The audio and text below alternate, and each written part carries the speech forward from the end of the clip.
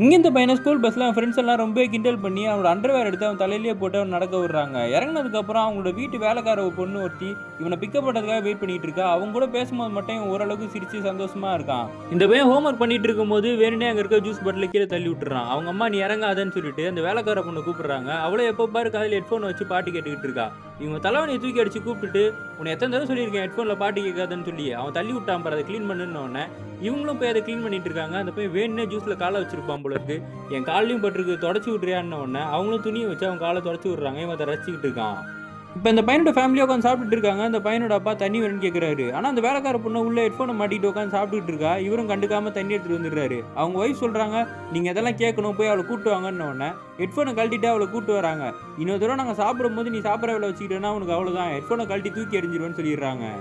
அப்போ இந்த பையனோட ஃபேமிலி வெளியே கிளம்புறாங்க. இந்த பையன் மட்டும் எனக்கு ஃபோட்டோகிராஃபி அசைன்மெண்ட் இருக்குது நான் வரலன்னு சொல்லி வீட்டிலே இருந்துடுறான். இந்த வேலைக்கார பொண்ணுக்கிட்ட போய் தனியாக பேசுகிறான்.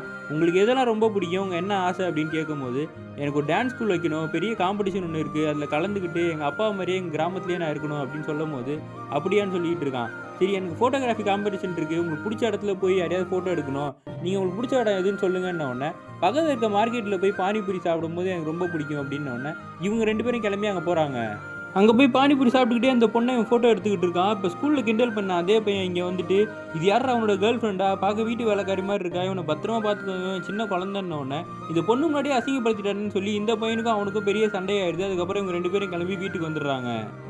வீட்டுக்கு வந்ததுக்கப்புறம் இந்த வேலைக்கார பொண்ணு தனியாக ரூமில் போய் டான்ஸ் ஆடிட்டு இருக்கும்போது ஜன்னல் வழியாக எட்டி பார்த்து அது வீடியோ எடுத்துகிட்டு இருக்கான். இந்த பொண்ணு பார்த்த உடனே பார்த்துட்டு ஓடிடுறான். இன்னொரு தடவை இந்த மாதிரி வேலைலாம் வச்சுக்காதுன்னு இந்த பொண்ணு சொன்னா உங்ககிட்ட ஒரு விஷயம் சொல்லணும், எனக்கு ஒன்று ரொம்ப பிடிச்சிருக்கு, நான் அம்மா கிட்ட சொல்லி உனக்கு டான்ஸ் ஸ்கூல்லாம் வச்சு தரேன், நீ என்ன சொல்கிறேன்னு கேட்டா நீ சின்ன பையன்டா இதெல்லாம் செட் ஆகாதுன்னு உடனே இவன் கோச்சிக்கிட்டு அந்த பொண்ணை இழுத்துக்கிட்டு கதவை சாத்திடுறான்.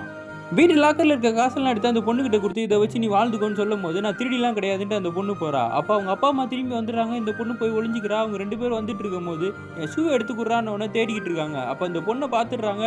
எங்கள் வீட்லேயே வந்து திருடிக்கிட்டு இருக்கேன்னு அவங்க அம்மா கேட்க இல்லை சொல்கிறா எல்லாத்தையும் உண்மையை நான் சொல்லவே மாட்டேங்கிறான். அப்போ அவங்க அப்பா மட்டும் இந்த பொண்ணுக்கு சப்போர்ட் பண்ணி பேசுறாரு. அந்த பொண்ணு சொல்லிடுறா இவன் தான் காசெல்லாம் எடுத்து கொடுத்தான் அப்படின்ன உடனே யாருமே அந்த பொண்ணை கண்டுக்காம போலீஸுக்கு கம்ப்ளைண்ட் பண்ண போகிறேன் அப்படின்னு சொன்ன உடனே உட்காந்து அழுதுகிட்டு இருக்கா.